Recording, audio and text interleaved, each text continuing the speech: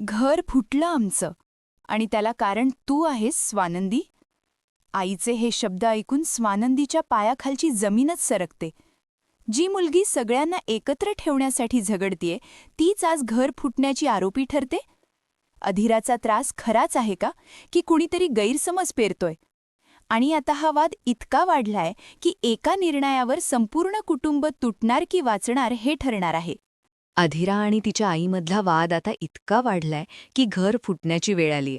आणि या सगळ्यात स्वानंदी ठरवते की काहीही झालं तरी हे नातं ती वाचवणारच. सकाळची वेळ असते, घरात एक तणावाचं वातावरण असतं.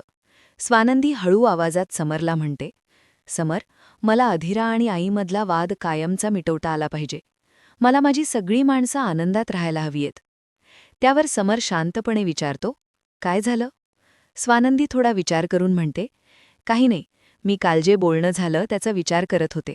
मी ठरवलंय, मी जाऊन आईला भेटणारे आणि तिला स्पष्ट सांगणारे की तिच्या वागण्यामुळे अधीराला खूप त्रास होतोय. समर तिच्या खांद्यावर हात ठेवत म्हणतो, स्वानंदी, सगळं प्रेशर तू एकटीने घेण्याची गरज नाहीये. मी आहे ना. गरज लागली तर आपण दोघं जाऊन एकत्र बोलूया. स्वानंदी हलकसं हसत म्हणते, ठीक आहे, थँक्यू समर. तेवढ्यात पंपा काकू घरात येतात. गुड मॉर्निंग, त्या म्हणतात. स्वानंदी आणि समर्थ दोघंही नम्रपणे उत्तर देतात. पंपा काकू थेट मुद्द्यावर येतात आणि समर्थला विचारतात, समर्थ, आपल्या डॉलच्या बाबतीत काय ठरवलंस? समर्थ थोडा गोंधळलेला असतो. तो म्हणतो, काकू, खरं तर मी आणि स्वानंदी आत्ताच त्याच विषयावर बोलत होतो. पंपा काकूंचा आवाज थोडा भावनिक होतो. तुम्हाला कळलंच असेल ना, माझ्या डॉलला तुमच्या घरात किती त्रास होतोय?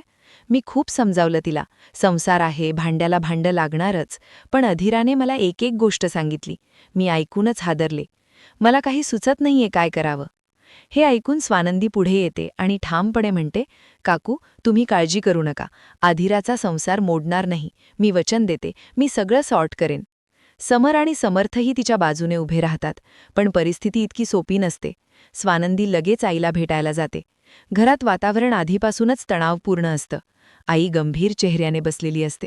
स्वानंदी धाडस करून म्हणते, आई, मला तुमच्याशी एक महत्त्वाचं बोलायचंय. अधीरा खूप त्रासात आहे.